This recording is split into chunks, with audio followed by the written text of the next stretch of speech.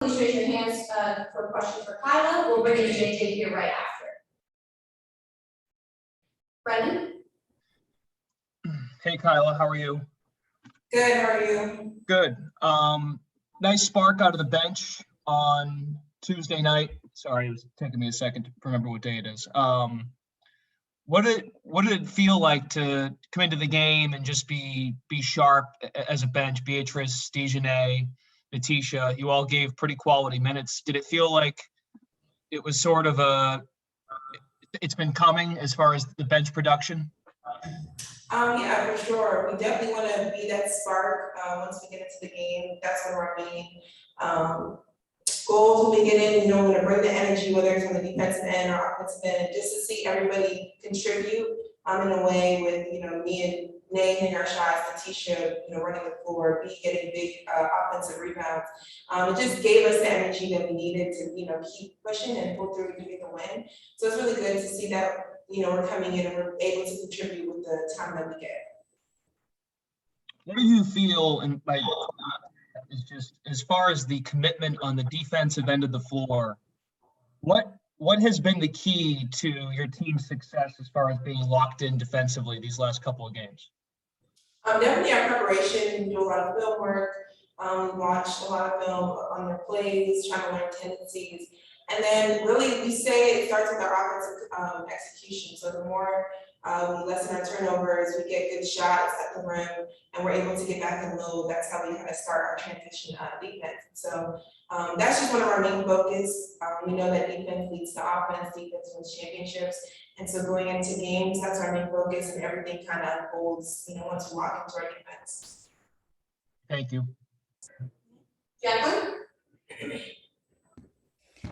Hey, Kyla. Sorry if Brendan asked you this. My Zoom was a little weird. But just, how was practice this last day? And, what is it kind of like preparing for a team you haven't seen this season on such a short turnaround?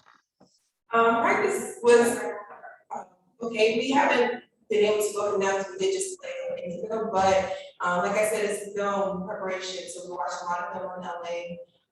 Making sure that we're prepared for the different plays and the different players that we have. Like you said, we haven't seen them all year. So definitely film was just the most important part. Today we were able to walk through some of the plays and just, refresh our mind on what we watched yesterday and this morning. And yeah, we just have to come out ready to play. These games back to back, we're not necessarily able to practice how we want, but we just got to make sure we're prepared on the mental side. So I think we're ready. Our coaches got us ready. I wanted to ask you, just your thoughts about the schedule and kind of home court advantage. You guys are sitting in that first place spot right now, and the crowd at Mohegan Sun has been really great over the last couple of games. Looking back at the schedule, I know you guys had a really rough stretch kind of right away in that 7-game and 17-days span and the West Coast trip very early on. For the second half, you have these 5 home games in a row, and then you're on the road for 4 games, and then ending at Mohegan for 2 games. Do you think there are parts of the schedule that might be a little bit easier for you? Or are you glad you got that rough stretch out of the way and you kind of have this long home stretch now? And just because what kind of conversations have you guys had about just the schedule and also the importance of protecting home court? Yeah, we know we had a tough schedule when it came out. Like you said, the West Coast stretch, a lot of I think we played a third of our away games within the first couple weeks of the season. And it was kind of tough then, with all the traveling, the time changes. But, being able to be at home in this last stretch, when we're trying to make the playoff run, trying to get a high seed, it's great because we have our fans to almost full capacity fueling us. And so at first it was a little rough, but now, being able to stay at home, not travel as much, and then be with the home crowd, it's really fueling us, kind of giving us relaxing because we're not traveling too much, and giving us good momentum going into the postseason. Thanks, Kyla. Monica? Sorry about that. Hi, Kyla. Hi, Funky. Hey, Okay, so Coach said to us before the game yesterday that you guys didn't even realize you had the opportunity to clinch. And he said that the Commissioner's Cup kind of really humbled y'all in terms of taking this game by game approach. What have you felt in terms of the response to that amongst your teammates? Yeah, I definitely think we took that as a learning lesson, and, we used the film, because everybody watched film on that game just to sharpen up. We had a lot of careless turnovers, we weren't necessarily ready to play, we weren't dictating. And so after, that humbling experience, we were able to kind of just focus and put that into our next couple of games. And like you said, we had no idea, like when we said that in the huddle, we were like, oh, for real? Like, oh, we can clinch the playoff spot. So we've really just been taking it game by game, because we know every team, is gonna come and give us their best fight, and we wanna, get the best playoff spot that we can when we can get enough rest and be prepared. And so we're just taking it game by game. LA, they're a young team, they got their team together now with people who are injured, and so they're gonna have a lot of fight. They bring the defensive tenacity, and we just gotta lock into just being disciplined, being smart, and just playing our basketball. Obviously JJ is having an incredible year, but in some ways, Dawana has kind of flown under the radar, if I can even say that. And obviously Breon had a huge game the other day. What can you say about those two in terms of the leadership and experience that they bring? I mean, they're our veterans, they've been to places, championships that we want to get there. And so being able to add them to our team is just elevated the team that Connecticut already had. DB, she's gonna bring the fire every night, whether it may be quiet, maybe she'll have 30, maybe she'll have 10, but she's gonna always challenge us, bring that tenacity, bring her voice. And Breon, she's just like one of our floor generals. She's just always picking us up, having her voice is very important. And, getting to see them play and learn from them every day in practice has been helping us and the younger rookies and younger players. But yeah, they're definitely a leadership voice for us. They always bring it every single day, even when they're tired. They're playing 30-something minutes every other day, but they'll still bring the tenacity in the fight and practice. And so we just definitely soak them up and learn from them and just kind of follow their lead. What is it like being guarded by Breon January, in your words? Breon she may look small, but she's very mighty. She's very strong. Like, she is a wall. So, sometimes she'll be bumping me and I'm just looking at her like, you don't expect it because she's not. But she is very, very strong. And that's why we tend to put her on, the best players. And you see her defense every night. Every night she's locking up and she's making those players, not score their average. And so I learn from her every single day how she defends, being physical but not fouling. And so being able to be guarded by her and also having to guard the Dawana every day, it's definitely made me a better defender. I bet. All right, thanks, Tyler. Thank you. All right, everyone, we'll go ahead and get started. Monica, you can go ahead and kick things off.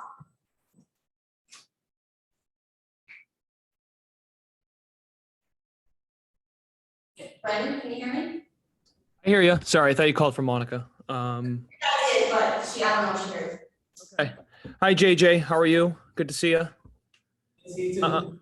Hey, so I just want to go back a bit. A couple years ago, can you take us back to draft night? Did you think you were going to be a Spark, or did you think you were going to be a member of the Sun? It all kind of happened really fast. Just if you can recall that night and what it was like to go through that experience.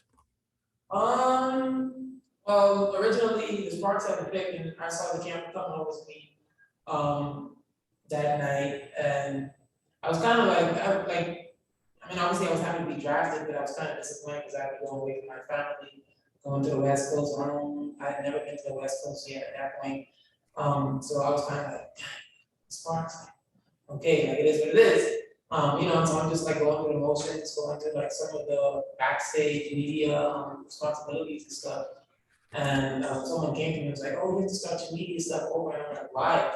And they were like, "Well, you just got traded to the Sun, so you're gonna be with the Connecticut Sun." And I was like, "Oh, really?" And I was super excited, just to be able to stay on this side. Obviously, I saw the type of fans that the Sun had, also with it being here and in Mohegan. So I was really excited about it, not that far away from my family, all that stuff. So thought I was going to be a Spark, or that I was going to be a Sun, And then just to shift gears a bit to the other night, it wasn't your best as far as what you hold yourself to standards, but it must have been nice to have a night where Breon impacted the score sheet and then also the bench coming in. I mean, what's that say about your group as far as preparation and just staying in the flow of the game on a night where it wasn't your best? They still bailed you out in a way. Yeah, no, most definitely. I wouldn't say bailed out. I would say that everybody stepped up and played their best, and that's what we need. You know, in the playoffs, it's gonna be nights where sometimes the best players are gonna be off, and you need everybody to step up and everybody has to be ready to play because it takes more than one person. And so to be able to see that, you know, just watch everybody else just dominate the game, it felt good because that's what we're gonna need to beat our champions. And then I have one more. Where do you feel you're at on the defensive end? Because I know you take pride in wanting to be more noticed as a defensive player. Where do you feel you're at as far as your own expectations this year? A lot of room for improvement for sure. A lot of room for improvement. I feel like my game is taking strides offensively this year. I'm being able to break the ball to the court and shooting a three-point shot a little bit better, but defensively just have to be a lot locked in a little bit more. And it's definitely something that I want to improve. Thank you very much. Jacqueline? Hey JJ, I'm just curious, you know, you guys are playing the Sparks for the first time in your WNBA career. Have you played a team for the first time all season like this late? I don't think so, honestly. I think it's always been earlier in the season at least one time. In the format we played later on in the season like twice. So this is probably the latest we've ever played a team for the first time. And do you think that presents like any unique challenges, especially having this just one day turnaround to prepare for this new team that you guys haven't played yet? Honestly, I think our schedule has kind of prepared us for this because our schedule has been crazy. I can't really speak to other teams in the league, but I just know that I feel like even the way we started the season was just a lot of games in a very short period of time. And so I think we're kind of prepared that. But we kind of have our eyes set on, you know, finishing the top two for the bye. So we kind of want to focus on that and understand all these games the end of the season are really important for everybody to be so close to extended. Yeah, I actually asked Kyla about that with the schedule, you know, playing a third of your road games by, you know, the first third of the season and having that long stretch to open up. Do you think there's an advantage in kind of how your schedule plays out for the rest of the season heading into playoffs with this 5-game stretch and then also ending the last 2 games here at Mohegan? It feels good just to be able to be home, you know, just to be able to sleep in your own bed and not have to worry about traveling something. So definitely that's up in that respect, even at places that you're used to at, kind of staying inside your game routine. So I think that's helped out a lot. Anytime you don't have to travel out, like I said, so definitely.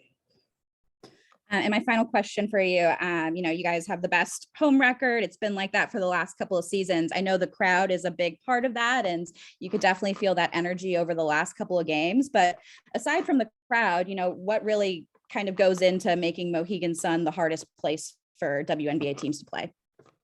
It's kind of hard to get to. And travel, you gotta fly in and you got a little 40-minute ride. So, you know, it kind of gets people a little bit. I think the crowd is just the biggest thing, but you can't really say besides the crowd. You know, I think that's the biggest thing around it that we have is that people show up, they cheer, and then they really care about the team. So, you know, just walking through this casino, people are always coming up saying good game, or you know, how they expect us to, you know, just have a really good season this year. So, I think that's the biggest thing, is that our fans show up and they care about us. Cool, thank you. All right. Thanks, everyone. Listen, I was in the car. I wasn't ready. I'm sorry. JJ, girl, what's up? I'm so glad they get to say hey to you in person. I'm so excited to be at a game in person. Listen, obviously you are having an incredible year, and I saw Diane running around the other day. What's it mean for you, for her to be in the building at this step of your career? It means a lot, honestly. You know, she's somebody who, if she wasn't in my life, I wouldn't be here. She sacrificed a lot for me to be here. She's not just a coach, she's a family member to me. And definitely a second mother. So for her to be here, it means a lot to me. I know that you are one of the more humble folks. You just kind of let your game do the talking. But what would an MVP nod mean to you? Oh, it would mean a lot, honestly. I would be out there with a lot of really great players and, you know, people that go on to, you know, be Hall of Fame inductees and stuff like that. So it would mean a lot. I try not to focus too much on it, but it definitely would be a huge honor and, yeah, it would be like the pride of my career so far. And since you've been with the Sun, is there a player in particular that has kind of pushed you, nudged you, or is it just the structure of the organization from Kurt on down?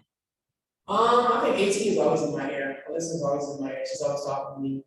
I respect her knowledge of the game, and her way to kind of just analyze the game and it's a basketball IQ. She's definitely going to be a coach after she's done playing. So I respect her a lot. She kind of helps me to settle into the game a little bit and see things sometimes that, you know, I may not see while I'm on the court, but her not playing. So she's definitely the person that pushes me when she's on the court, and for her not playing this year and her just being able to just analyze the game has helped me a lot. I know last year obviously presented as challenges. Have you taken a moment this year to kind of reflect on the success thus far, or is you just not done yet? I think I try to be, you know, I've been having like this mindset of gratefulness and just trying to really just, you know, focus on all the things that I'm grateful for. And, Yeah. you know, moments and stuff like that, kind of reflect and just really think about it. So it's huge, you know, and I understand that, but I also don't want to, like, you know, get too reflective and not focusing on the things that's coming ahead. So a little bit of both, a little bit of both. Gotcha. Cool. Thank you. You're welcome.